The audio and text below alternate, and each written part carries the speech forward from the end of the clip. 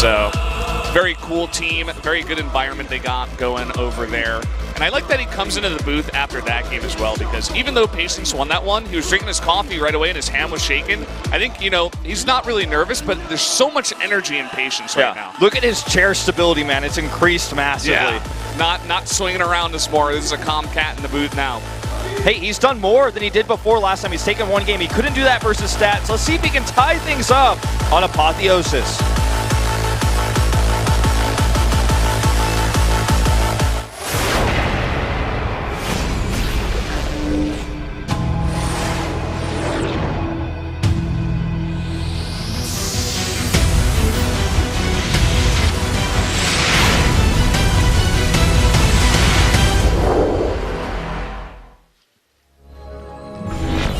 Here we are on a pretty unique map, Apotheosis. Down in the bottom right, in the red, the Zerg player taking a loss in that last one. It is Solar.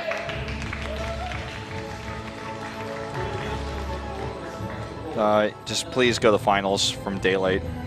But a pun on his name there. His opponent, though, to the top left in blue, it is Patience. Let's see what the fans say about this one. Don't ever shake when you lose. And win the rest of the games and go to the finals. Well, he was literally shaking earlier, but he's stabilized a bit. Gold base expands for both Solar, which is not that crazy on this map, but for Patience as well. And this will be early scouted. Wow. Great drone scout here. Solar has never been in the dark in this series even one time about what's happening. He's always scouts. Zerg, man. He just sees everything. He and saw I love the drone scout on this map too, just to see the gold base, just to make sure, you know. He really saw too with like 6 overseers how much he was losing in that last game. Yeah. He's very much in the know. He's the man of 1,000 eyeballs. And I wonder if he's going to do something aggressive now. I mean, you see the follow up with the 2 gates here. Try to get, you know, just a bunch of units out to defend against any kind of aggressive play from the Zerg. But with the gold base, you have just, you know, you can get roaches out. You can get a lot of them out very, very fast. You can just go very aggressively here. On Wednesday, GSL. Thursday, Star League. Friday, GSL. Pro League on Saturday, the StarCraft 2 week.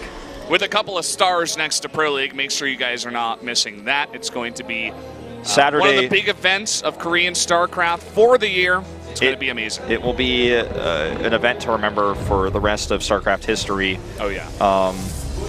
And it's, again, in an outdoor finals. Our last outdoor finals in 2014 was, I think, probably my best casting memory ever, casting that with you and Moonblade. Yeah, that was sick. And just the storylines that were built in that series. And the lineups were released. They're on my Twitter, on Team Liquid, on Wikipedia. Check that out if you haven't seen it yet. So one of the flexibilities of taking the gold base as the Zerg is you get a lot of money, and that gives you an ability to pressure early. It's actually, in the old days, gold bases were only like super far away. So like imagine the 9 o'clock-ish base that you see on the map. Like that's where a gold base would have been in Wings of Liberty. So Zergs would go their hatchery there. They'd like rally roaches out of it with their extra money and do all-ins. Now it's not as common in Legacy of the Void, but especially in the map style that we have, but you can put on a lot of pressure early with the extra money, even if the Protoss has a gold base too. And looks like he's chosen to just kind of take the third base and macro up. He's not going to be doing that attack that you mentioned was possible. Yeah, and look at what Patience is doing. Immediate chrono boost on both Warp Gate Research and the Resonating Glaives. He's going to have that extra money himself from his gold base. He can make a lot of gates and a big follow-up of the depths. So Solar, we called him the all-seeing Zerg. He needs to see this one and prepare well. He already puts down a Baneling Nest. It's a good start. He does have that Overlord right there. Yeah, I mean, he sees everything. He doesn't even need Overlord speed to find out what's happening this time. Now, what he can do is pressure a little bit with these Lings. Can you check and make sure he did or didn't make an Evo Chamber? Okay, he's making one now. Because Ling drops can really slow down this type of push and stop reinforcements. They're really good on this map. You can actually see Patience has 2 pylons on the edge of his base to scout for that specifically. Yeah, because you have to make all your buildings at this early. If you take this early gold base, you have to make them at this secondary wall here for your natural, and then also at your third base. So he needs to have those pylons of spot drops coming because there's so much space in his main. He is being so safe about that, actually. He walked 4 adepts over as well. He's like, no, I just need to make 100% sure that you're not dropping me while I go for this. And That's a really nice touch by Patience. He is moving out with, I think that's 8 Adepts. He has no Prism. His Robo isn't dead, or excuse me, isn't ready yet. It's not dead yet. It's not dead either, but it's not alive fully, as we refer to in StarCraft the structures being dead or alive. There it is, it's finished. And he cancels the Shade here. Looking for some pressure, wants to force units instead of drones. Third base is going to be finished up here soon. This is what happens when you don't have Overlord speed. This is the 5% of the 95 out of 100 times we're talking about where you don't get the Overlord speed. And, I mean, he sees the base, but that's it. He doesn't know what the follow-up is, though, so it's really scary as a Zerg in this moment. Like, are you going super macro? Are you teching up? Are you adding Immortals or something? Or are you going to go into a follow-up all-in with the Adepts? You need that speed to know, and so even though it's really late, he is getting it right now. To confirm what's happening. Yeah, it's a nice touch, and if he wants to go for drops later on in the game, it makes it a lot easier as well. Even Baneling drops, like he could set one up on the right side, go for the natural, he can set one up behind the gold, you can get into the main as well, even though Patience has a lot of buildings over there. With the speed, you just open up that utility in those drops. You can, yeah, you can even use drone trying to join the army. Wants to be a Baneling. Not gonna happen. Maybe someday. Maybe in the next StarCraft. Perhaps. The Overlords can be used as kind of an army comp as well. The Overlord speed can make you use your Overlords as Baneling drop bombs, turn those Overlords into bombers, and the speed's going to allow them to be more effective in that way. Something that we probably won't see in this game, as it looks like it's just going to be that Hydra range Baneling comp with +1 for the Banelings. The force fields go down, the Hydra shoot over the force fields. Dark Shrine's done, 3 DTs in this one, so he can only make 1 Archon if this goes a bit awry, but he has a little bit of Zealot harass he can drop down with this too. Banelings here, though, shut it down pretty hard. Look at how ready he is for this time. After game number 3, I wouldn't be surprised if he's got PTSD thinking about those DTs, so he might even just morph him into Archons right now because, yeah, there he goes. He's like, no, you're too prepared for this. There's no point in keeping this here. Yeah, sometimes dropping there, forcing a drone pull, and killing the Lings is actually more effective. Oh, whoa!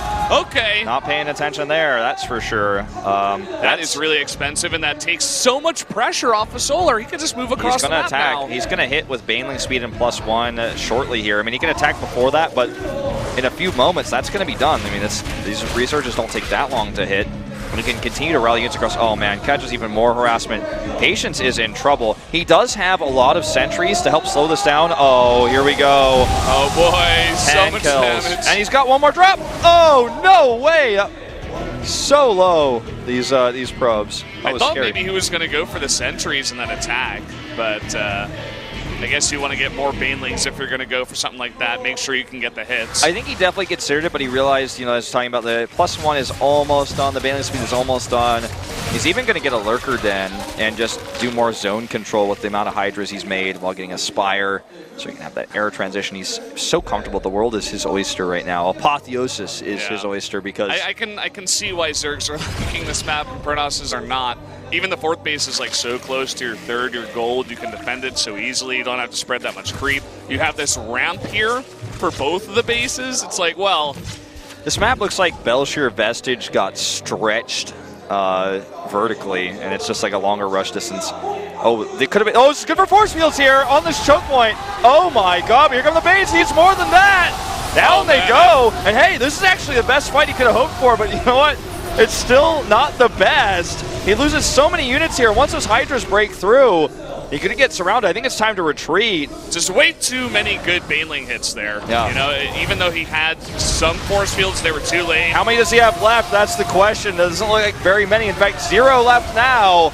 And the rest of this army will get dominated. 1 Immortal here helping out, but the Muta-Switch is coming. GG. Not even going to get to see it. Solar dominating that map.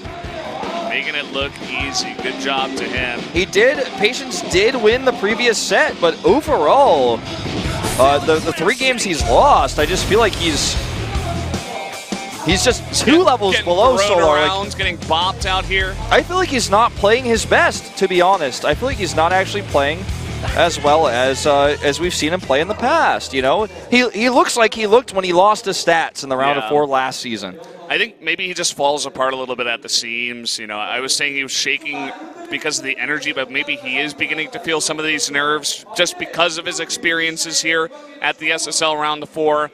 And it's a hard map. You know, he tried to go for some pressure with the Adepts, but it seemed like his Warp Prism was late, and Solar was so ready for it. He skipped speed and got so many Banelings so early to make sure he doesn't die. And he's like, if I don't die early on this map, I win. He also killed and that's exactly what he did. He killed the Archon Prism that had 2 Archons in it, and then no more Prism, no more Harass. I can walk across the map and kill you. Then he gets this sick force fields off on the Hydras. Doesn't get enough force fields, though, to block the Banelings from hitting into his army. They have +1. They roll through this super light unit composition. He doesn't have enough sentries to block off the Hydras when it was like a wave crashing on the army, actually, just wiping it out as it went. And it was just like, that's it, you know, it's over. Goodbye. See you in Game 4. I hope you can win that one, or you're out. Wet dream, basically, is having your Banelings connect that well. Even though some of them got force fielded out, it was like 80% of them just hit the massive side of all the sentries, all the Adepts, and it's almost like a really good engage. It's almost like he thought he was going to hit at that moment with the bridge. I think that was the thought process. Like, if he goes on the bridge like right here and I kill half his army with my army, because if you fight that full Zerg army versus the full Protoss army, the Protoss army just can't win basically. But if you cut that in half, you kill half the Zerg army, then you keep pushing and you have a Warp Prism. Maybe that could have worked there, but I don't know. Guys, we're going to take another quick break before we go to game number 5. So don't go anywhere before we see the end of this series.